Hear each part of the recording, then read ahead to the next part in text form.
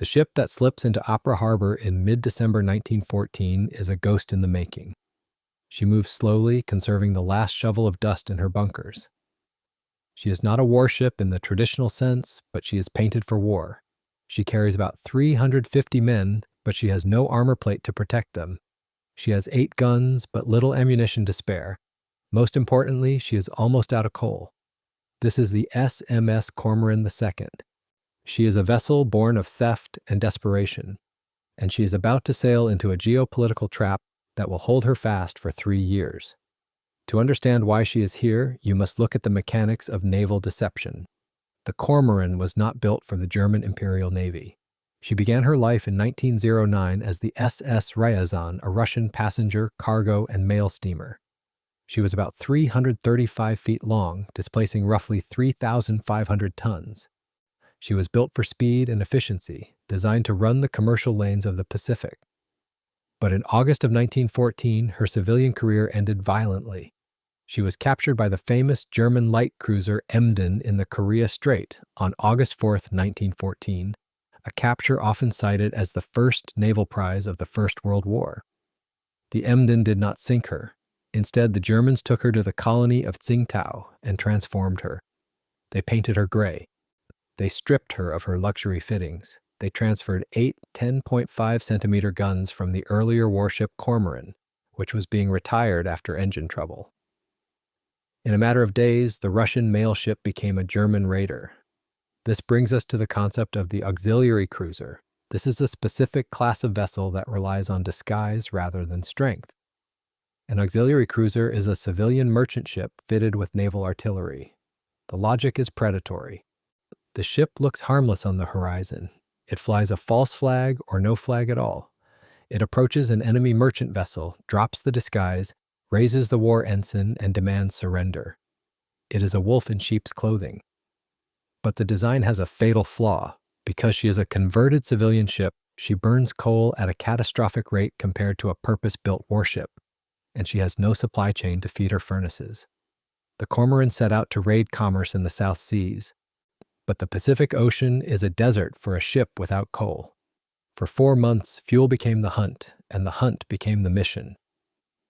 She hid in the Caroline Islands, drifted through the Marianas, and watched the last coal vanish from her bunkers. Captain Adalbert Zuckschwert had one option left: turn her bow toward the American territory of Guam. At this moment in history, the United States is a neutral power. The war in Europe is a distant headline. When the Cormoran drops anchor in Apra Harbor, she enters a legal gray zone. Under neutrality practice, a belligerent warship may enter a neutral port for repairs or limited fuel, but she is generally constrained by a tight clock. On Guam, that clock is treated as about 24 hours. If she cannot take on enough coal and leave within that window, she must be interned. This is the constraint slam. The American naval governor of Guam grants the request for coal, but only in a token amount, nowhere near enough to reach a safe German port. The Cormoran asks for 1,500 tons. Guam can offer only about 200. It is a diplomatic refusal dressed as assistance. Zuckschwert runs the numbers anyway: 3,500 tons of steel and about 350 men, depending on her boilers. Steam out, and she becomes a drifting target for the Japanese or British patrols outside. Stay, and she forfeits her freedom to internment. And the logic of the situation forces a single binary choice: fight a hopeless battle with empty bunkers, or surrender the ship's freedom to save the crew. The captain chooses the latter and lets the clock run out. The American authorities board the ship. They remove ammunition, key gun components, and critical fittings from the 8 guns. They restrict the radio to receive only. The Cormoran is legally detained. For more than 2 years, nearly 2.5 by the calendar, because she sits at anchor in the tropical heat. She becomes a floating village. The German sailors build a gymnasium on the deck. They form a band. They invite the American locals aboard for concerts. It is a strange, suspended existence. The war is raging half a world away. But in Apra Harbor, the Cormoran is simply a guest who cannot leave. She is a ship in a bottle, but the bottle is about to break. By early 1917, the political wind shifts. The United States is drifting toward war with Germany. The neutrality that protects the Cormoran is fraying. The American governor increases security. The polite exchanges between the officers turn cold. Captain Schuckschwert realizes that his ship is no longer a guest. She is a hostage. He knows that the moment war is declared, the Americans will seize his vessel and turn her against his homeland. He begins to plan a different kind of exit. He cannot sail her out, and he cannot fight his way out, but he can deny the Americans the prize. The fuel he could not secure for escape will be spent on her destruction instead. In just a few minutes, the Cormoran will transition from a painted imposter to a shipwreck. The physics of this rapid descent are not accidental. They are the result of a calculated engineering decision made by Captain Schuckschwert. He does not intend to damage the ship. He intends to execute her. The timeline begins with a split second in history. The United States declares war on the German Empire on April 6, 1917. On Guam, across the international dateline, the cable arrives on the morning of April 7th. The governor sends 2 officers to the Cormoran with a demand for immediate and unconditional surrender. The polite fiction of the last 2 years is over. The neutrality laws that protected the ship are now null and void. Captain Schuckschwert receives the American officers in his cabin. He reads the document. He agrees to surrender his crew as prisoners of war. He agrees to surrender his officers, but he refuses to surrender the ship. The American officers leave to report this refusal. As their launch pulls away, the captain orders the German flag raised. He orders the band to play the national anthem. Then he gives the signal to abandon ship. The crew begins to jump over the rails into the warm water of Apra Harbor. This is scuttling, the deliberate destruction of a vessel by its own crew so the enemy cannot take her. Sea valves can flood a hull, but they take time. And time invites a boarding party. Schuckschwert chooses speed, rigging an improvised internal charge inside the ship's coal spaces. It is not a battlefield weapon so much as a last resort of engineering. Prepared inside confined compartments, a sudden ignition can create a violent pressure surge, tearing open internal boundaries and accelerating flooding. In a ship built on watertight integrity, that kind of internal shock is a death sentence. The blast tears through the ship from within, focused around the forward coal spaces. The sound carries across the harbor. Watertight integrity collapses in an instant. The Cormoran does not settle. She plunges. The bow drops and the stern rises into the air. The leverage is catastrophic. Water floods into the open compartments and the trapped air is driven out in seconds. In the chaos, a separate incident occurs that marks a historical footnote. A supply launch from the Cormoran attempts to move away during the confusion. An American sailor on the shore fires a shot across its bow to stop it. This is often cited as among the first shots fired by U.S. forces at German personnel after war was declared. It is a warning shot, but the explosion that follows on the main ship is the real act of war. The Cormoran slips beneath the surface. She falls 80 feet to the top of her hull, settling on the seabed at 110 feet. She lands on her port side. The violence of the scuttling ensures she will never be raised intact. She is broken. Most of the crew survives the swim to shore, where they are pulled from the water by American boats, but not all of them make it. 7 men die in the sinking. 6 bodies are recovered and buried in the U.S. Naval Cemetery in Agana. 1 is never found. They become the first German dead of the American entry into the war. The ship they destroyed now lies in the silence of the harbor floor. The silt begins to cover the steel. The war ends in 1918. The crew goes home, but the Cormoran remains. She has successfully avoided capture. She has become a German state vessel wreck, a piece of sovereign immune property in practice unless expressly abandoned, resting at the bottom of an American harbor. The harbor floor is a quiet place. For 26 years, the German raider sleeps in the silt of Apra Harbor. She is a solitary wreck, a hazard to navigation marked on charts but largely forgotten by the surface world. The mud accumulates on her port side. The wood of her decks rots away, leaving the steel ribs exposed to the current. She expects no company. The probability of another ship sinking in this exact coordinate in this vast ocean is statistically 0. Then comes 1943. The world is at war again. The conflict that started with the Cormoran has returned to Guam, but the players have changed. The harbor is now held by the Imperial Japanese Navy.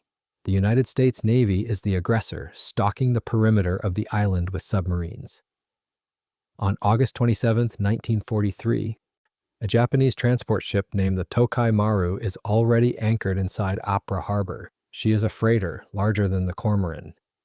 She is carrying supplies for the Japanese garrison. She has been there since at least January, and she has already been damaged once, struck by the USS Flying Fish in January 1943. She is anchored, believing she is safe behind the harbor defenses. She is wrong. An American submarine, the USS Snapper, fires a spread of torpedoes into the anchorage. The Tokai Maru is struck on her port side. This time, the damage is fatal. The sinking of the Tokai Maru follows a chaotic vertical trajectory. She does not drop straight down. As she floods, she lists heavily. She drifts laterally as she descends through the water column. The harbor floor here is roughly 120 feet down. The Tokai Maru does not simply vanish into open water. She floods, lists, and descends into the same patch of seabed where the Cormoran already lies. When she reaches bottom, the two wrecks end up immediately adjacent, touching at a small section, steel from two wars meeting in the dark. The geometry of this stack is accidental but precise. The Cormoran lies on her port side. The Tokai Maru, still listing as she descends, comes to rest against her and forms a rigid lean-to, 1943 steel pressing down onto 1917 steel. For a diver, the connection is not a slogan, it is a handhold. The arrival of the Tokai Maru changes the status of the site. It is no longer just a scuttled German raider, it is a complex debris field. The weight of the upper ship pins the lower ship into the seabed. The corrosion of the Japanese hull begins to bleed rust down onto the German hull. The two vessels become fused by time and chemistry. For decades after the war, the site is known but misunderstood. Divers know there are two ships. Her obscures the lines. The Tokai Maru is obscured by the industrial debris of the harbor. The water is murky. The chaotic entanglement of steel makes it difficult to tell where one ends and the other begins, obscures the lines. The Tokai Maru is often mistaken for part of the Cormoran or vice versa. The distinct identities of the two ships are blurred by the violence of their respective ends. The hazard profile also shifts. The Tokai Maru is not stable. She is balanced precariously on the rounded hull of the Cormoran. A shift in the seabed or a collapse of the lower hull could cause the upper ship to slide or roll. The contact point is a high-stress zone. The load is not distributed evenly. It is point-loaded onto the frames of the German ship. This makes any potential recovery operation a nightmare of physics. You cannot lift the Cormoran without moving the Tokai. You cannot move the Tokai without risking a collapse that destroys the Cormoran. They are locked in a structural stalemate. The steel tells a lie if you look too quickly. When a diver swims along the flank of the Cormoran, they see jagged tears in the metal plating. But are these tears from the German captain's improvised charges in 1917? Or are they collateral damage from the American torpedo that killed the Tokai Maru in 1943? The evidence refuses to settle. In the darkness, blast patterns overlap, and the site reads like a crime scene. Two different killings in the same room, separated by years. This is the evidence problem that draws National Park Service specialists to Guam in 1983. They are not salvors, they are not looking for gold or brass or souvenirs. They are looking for truth. Their mandate is to survey and document the intertwined wrecks closely enough to show how the two hulls relate, and to separate damage from the First World War from damage from the Second. The challenge is scale and orientation. As the Cormoran is about 335 feet long, she lies on her side in the silt, her shape hard to read in the harbor haze. Nearby, the Tokai Maru rests at a steep angle, about 85 degrees onto her port side, casting a permanent shadow that hides the critical connection points. The water in Apra Harbor is often silty, reducing visibility to a few dozen feet. A diver can never see the entire wreck at once. They are like ants crawling on a fallen skyscraper, and unable to perceive the total geometry of the collapse. To solve this, the team relies on close-range underwater survey work. measured baselines, fixed reference points, and systematic photography used to build a working site plan back on the surface. It is painstaking documentation, done in tight visibility, with the wreck itself dictating what can be seen and what must be inferred. The data reveals the distinction. The damage on the Cormoran's starboard bow is consistent with an internal overpressure event. The steel plates are bent outward, the rivets are sheared from the inside. This confirms the historical account of the scuttling. It proves the ship was killed by the pressure of her own fuel, not by an enemy weapon. The damage on the Tokai Maru, conversely, shows the classic inward crushing of a torpedo warhead detonation. The map segregates the violence. The survey also confirms the precarious nature of the intersection. The Tokai Maru is not just touching the Cormoran. She is driving her weight into the older ship's propeller shaft and stern plating. The mapping shows that the two hulls are chemically bonding at the contact point. They are becoming a single structure. To separate them would require cutting through feet of solid steel and risking a catastrophic collapse of the upper wreck. The 1983 mission succeeds in giving the site a baseline. The drawings and notes produced by the team become a working reference for what the wrecks look like in that moment. They help confirm that the Cormoran is where the accounts placed her, and they clarify how the Tokai Maru now shares her space. The survey provides a practical starting point for everything that follows. The mystery of the damage is narrowed. The identities are clarified. But the map also highlights a new problem. The Cormoran is a war grave. The Tokai Maru is a war grave, and they are physically fused together in a way that makes traditional preservation impossible. To raise a ship from the seabed is an act of violence. It requires heavy machinery, steel cables, and often the cutting of the hull into manageable sections. In the world of marine salvage, preservation is rarely the priority. The goal is usually to clear a channel or to recover valuable metal. But the SS Cormoran presents a unique trade-off. She is historically significant, a rare example of a converted merchant raider from the Great War. Yet, to bring her to the surface would likely destroy her. The structural argument against recovery is dictated by the same lockup the site plan revealed: two hulls sharing one footprint. The Tokai Maru sits on the Cormoran's stern like a loaded lever, unstable and deeply corroded. Any attempt to reach the German raider begins with stabilizing or lifting the Japanese freighter. And that move carries a single unacceptable risk: a shift, a break, and thousands of tons of steel slam down onto the wreck below. This physical reality forces the decision toward a different approach. The logic shifts from recovery to protection. This brings us to the concept of formal recognition.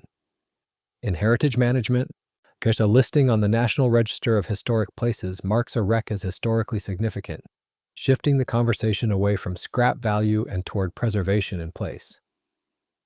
For the Cormoran, that recognition was formalized when she was listed on the National Register of Historic Places. It signals historical value, but it does not magically wrap the steel in an impenetrable legal wall. The wrecks sit in a working harbor, and protecting them depends on real-world enforcement, permits, and where state vessels are concerned, questions of sovereign immune property and consent. The decision to leave the Cormoran on the bottom is also a matter of respect for the human cost. The 7 men who died during the scuttling in 1917 are part of the ship's history. While their bodies were recovered, the vessel itself is their cenotaph. Disturbing the site for the sake of a museum display would violate the sanctity of the event. The ship is where she chose to be, and she was sent to the bottom by her own captain to avoid capture, and to reverse that decision now would be to undo the historical intent of the scuttling. There is also the technical reality of corrosion.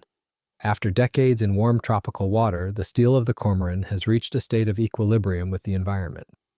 The iron has converted to rust and marine concretion. If the ship were exposed to the air, the rapid oxidation would cause the structure to disintegrate within weeks, unless subjected to expensive and endless chemical preservation baths.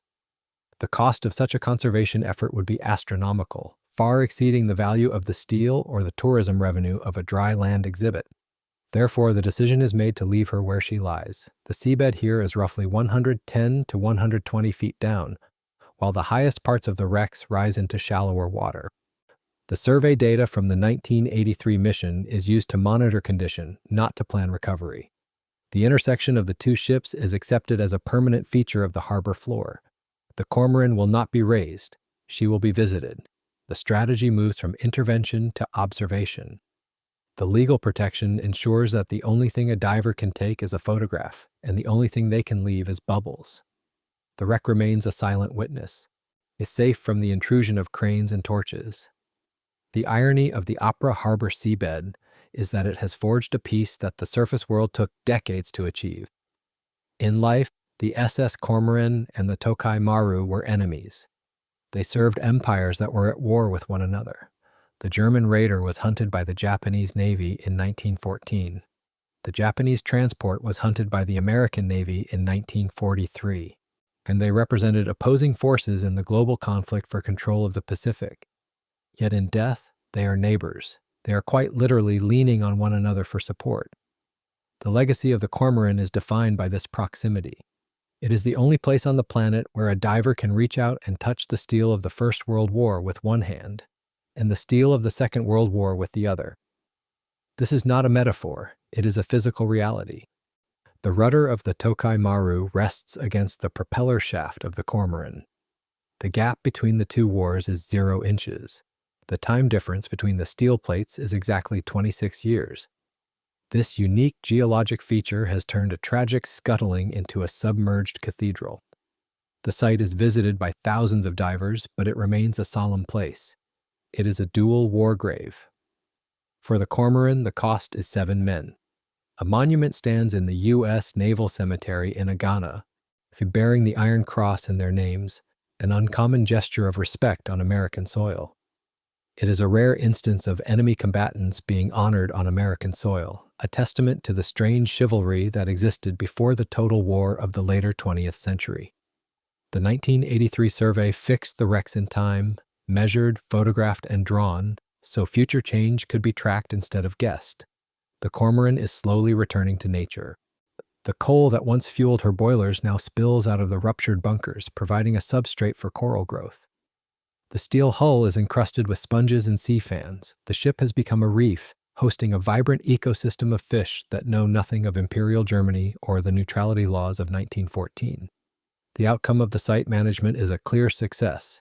The decision not to lift the vessel has protected her integrity. If she had been raised, she would be a rusting scrap pile in a dry dock or a sanitized exhibit in a museum. Left on the harbor floor, she retains her dignity. She is still a ship. She is still at sea. She is simply at rest. The structural bond between the two ships is also a form of protection. The Tokai Maru shields the stern of the Cormoran from the currents. The Cormoran supports the weight of the Tokai Maru, preventing it from collapsing further into the silt. They are mechanically interdependent. To remove one would be to destroy the other. This enforced coexistence is the final victory of the Cormoran. She was chased across the ocean, trapped in a foreign port, and blown apart by her own crew. But she was never captured. She never struck her colors. Today, the site is monitored but not disturbed. The no-touch rule applies to the artifacts, but the touch of the two hulls remains the defining feature. Below the working harbor, and the Cormoran rests in the silt, while the Tokai Maru stands guard above her. It is a silent partnership in the deep, a permanent reminder that while wars eventually end, the wreckage they leave behind lasts forever. The survey is complete. The history is safe. The Cormoran is exactly where she intends to be.